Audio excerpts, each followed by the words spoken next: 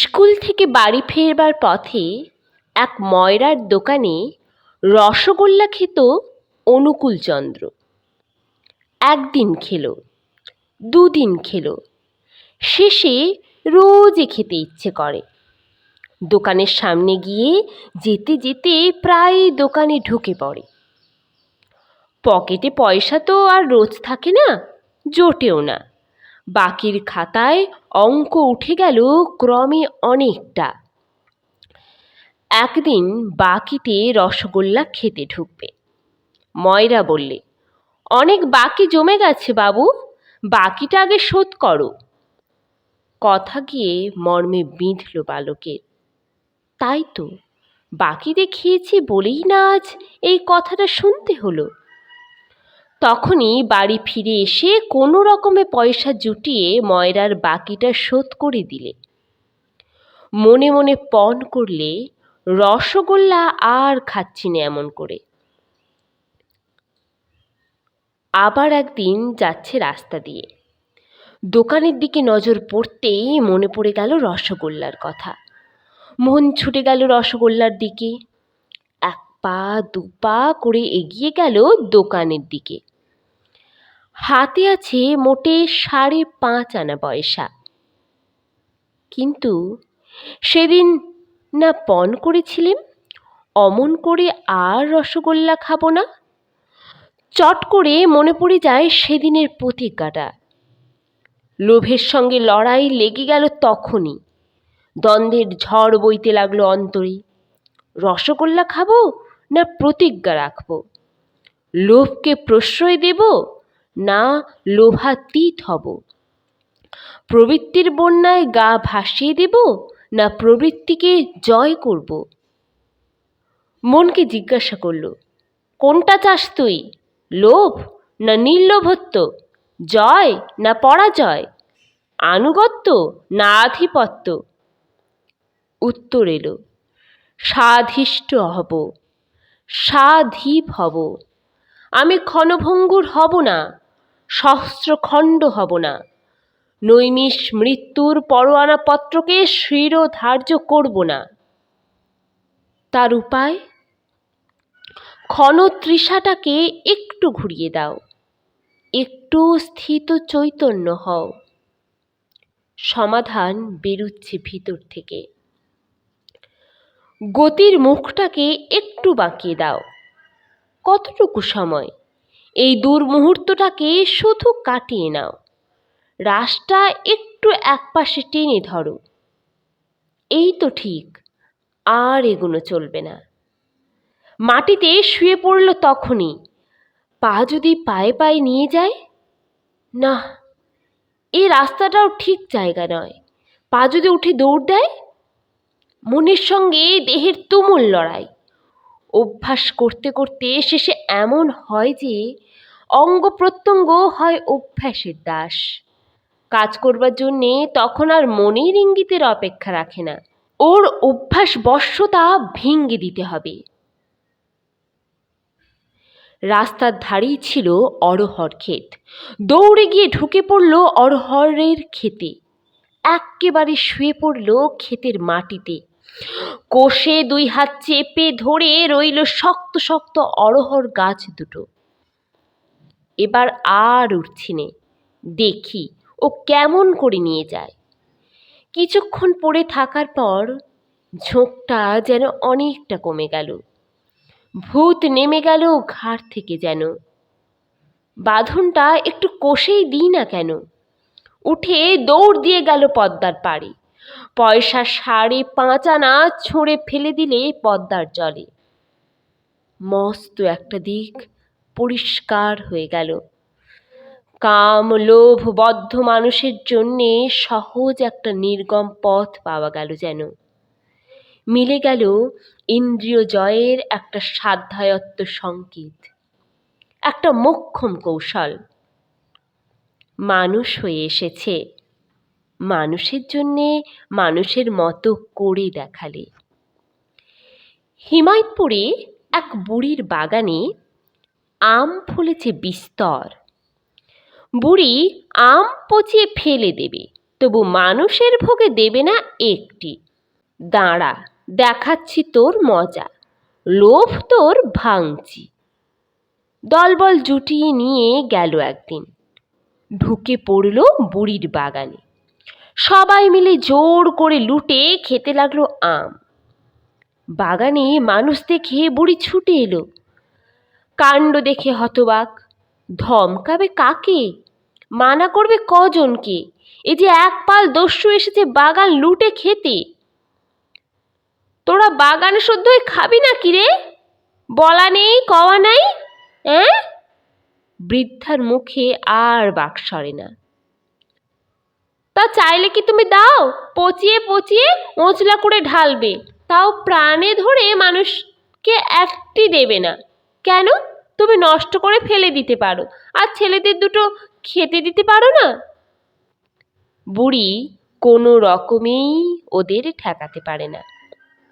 এমনি নিত্য আসতে লাগলো ওরা আম লুটতে।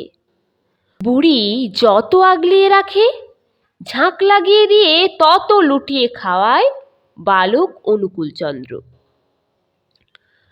পথ না পেয়ে বুড়ি শেষে স্বেচ্ছায় আম বিলিয়ে দিতে লাগলো ছেলেদের হাতে। আতীন্দ্রিয় তৃপ্তির বাসনাই লোভ, এই লোভই সর্বনাশের মূল। লোভ ভাঙ্গুক, দান কুণ্ঠার উচ্ছেদ হোক, নিজ শিরা হয়ে দিতে থাকো। দিতে দিতে ঘর খালি হোক, জায়গা না পেলে তিনি ঢুকবেন কেমন করে? তাকে পেয়ে পূর্ণ হতে হলে নিজেকে আগে শূন্য হতে হবে। এক বিন্দু শূন্য দিলেই তাকে বাড়িয়ে তাঁর আসন করে নেবেন তিনি নিজেই। বাড়ির কাছেই ইচ্ছাময়ীর বাড়ি।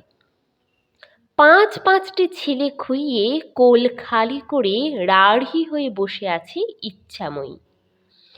বুড়িকে মা ডাকবার কেউ নেই। যার কেউ নেই তার ভগবান আছেন।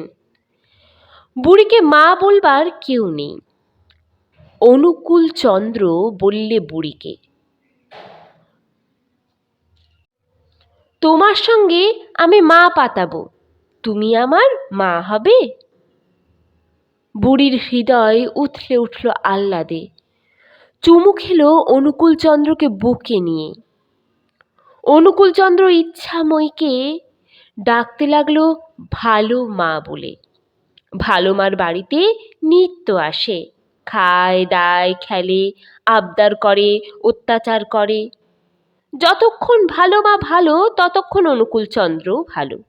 যেই দেখতো ভালো মা মন খুলে খাওয়াতে পারছে না, দিতে পারছে না, অমনি ছেলেও যেত বিগড়ে। ফাঁকি ফুঁকি চলবে না ওর কাছে, ফাঁক রাখতে দেবে না কোথাও। ভালো মারও ভালো আমের গাছ আছে অনেকগুলো। একদিন এক ধামা পাকা আম পাড়িয়েছে ভালো মা, বড় বড় মিষ্টি আম। আমের ধামা শোবার ঘরে তক্তপোষের নিচে রেখে ভালো মা বললে, অনুকূল, এবার তবে তুমি এসো লক্ষ্মীটি, আমি চান করতে যাই। জানে অনুকূল দামাল ছেলে, পাছে ভালো ভালো আমগুলো সব সাবার করে ফেলে, তাই বললে, এখন যাও, ও বেলা আবার এসো। অনুকূলচন্দ্র বললে, না ভালো মা, আমি বসেই থাকি, তুমি যাও চান করতে। বুড়ির মন চায় না আমশুদ্ধ অনুকূলচন্দ্রকে রেখে স্নান করতে যেতে। অনুকূলচন্দ্রও ছাড়বে না, বললে, যাও মা, তুমি চান করতে যাও, আমি বরং আমগুলো দেখি। ইচ্ছাময়ী ভাবলে, তাই না হয় হোক, ওর জিম্মায় থাকলে আর ও হাত দিতে পারবে না। গামছা ঘড়া নিয়ে ভালো মা বুড়ি চান করতে চলে গেল। কতকগুলো রাখাল ছেলে এদিকে বাগানে আম ঢিলুচ্ছে। অনেক ঢিলাঢিলি করেও একটা আম পারতে পারছে না। অনুকূলচন্দ্র ডাকলো, এই, ওখানে তোরা কি করছিস? অমন করে কি আর আম খাওয়া যায়? আম খাবি তো আমার কাছে আয়, ইয়া বড় বড় মিষ্টি আম। রাখাল ছেলেরা এসে দাঁড়ালো ইচ্ছাময়ীর বাড়ির আঙ্গিনায়। অনুকূলচন্দ্র ঘর থেকে ধামা বের করে আম সব মেটে দিলে তাদের হাতে। ছেলেগুলো আম পেয়ে আনন্দে লাফাতে লাফাতে চলে গেল নিজের কাজে। অনুকূলচন্দ্র খালি ধামা নিয়ে গিয়ে ঘরের মধ্যে তক্তপোষের নিচে উপর করে দিলে। দেখ এবার মজা। চান করে ভালো মা ফিরে এলো। অনুকূলচন্দ্র বললে, ভালো মা গো, এবার তবে আমি যাই? আচ্ছা বাবা, তবে এসো। অনুকূলচন্দ্র চলে গেল। বুড়ি গিয়ে ঘরে ঢুকলো। ঘরে ঢুকেই দেখে আমের ধামা উপর, তুলে দেখে সব শূন্য। কি হলো এতগুলো আম? কোথায় গেল? এই না অনুকূল দাওয়ায় বসে পাহারা দিচ্ছিল, আর ও নিজে তো একটা আমও খায়নি, খাবার তো কোনো চিহ্ন নেই। অতগুলো ভালো ভালো আম খুইয়ে হাহুতাশ করতে লাগলো ইচ্ছাময়ী। ইচ্ছাময়ীর বাড়ির সামনেই হলো নবকৃষ্ণ চৌধুরীর বাড়ি। এ বাড়ির দাওয়া থেকে ও বাড়ির দাওয়া পর্যন্ত সোজা নজর চলে। চৌধুরী বুড়ো দাওয়ায় বসে হুঁকো টানছিলেন আর অনুকূলচন্দ্রের কীর্তিকলাপ দেখছিলেন। তিনি ওদিক থেকে গলা ছাড়লেন, ও ইচ্ছে, তোর হলো কি? অমন করে ঘরবার করে কি খুঁজছিস? দুঃখের কথা আর কি বলবো খুড়ো। বুড়ি তার লোকসান যোগের ব্যাখ্যান দিতে লাগলো ইনিয়ে বিনিয়ে। এই এত বড় বড় এক ধামা আম ঘরে তুলে রেখে চান করতে গেলাম, আর এসে দেখি একেবারে ধামা উপর। কি যে হলো কিছুই বুঝতে পারছি নে। অনুকূলও তো বসেছিল বারান্দায়। কি তাজ্জব! এ কি মন্তরে উড়ে গেল নাকি খুড়ো? হ্যাঁ, ছুমন্ত ছু, কালো বিড়ালের গু। একগাল হেসে আবার হুঁকোয় মুখ লাগালেন খুড়ো। বলে, খুড়ো দেখেছ নাকি কিছু? চৌধুরীর ভাব দেখে জিজ্ঞেস করলো ইচ্ছাময়ী। চৌধুরী খুড়ো যা দেখেছেন সব বললেন। নিজে খায়নি বটে, কিন্তু দেখো কি কছমের ছেলে। বলি, কার সঙ্গে ছেলে পাতিয়েছ? ওর এক হাতে একটি দেবে, না হাতে হাতে এক একটি? দেখছো না, ও হলো সহস্রভুজ, ওর হলো অনন্ত ক্ষুধা, আবার ভক্তির এক মুঠোতেই ও তৃপ্ত। ভক্তের একদল তুলসী আর এক চুলুক জলেই আত্মবিক্রয় করে, নইলে ভাণ্ডার উজাড় করে দিলেও ক্ষুধার নিবৃত্তি নেই। ও যেমনি আশুতোষ তেমনি সর্বভুক। ওকে দেবার বেলায় নির্লোভ হয়েও, নির্দ্বন্দ্ব হয়েও, সশ্রদ্ধ হয়েও, নিবেদনময় হয়েও জিতবে, নইলে দেখবে ধামা উপর।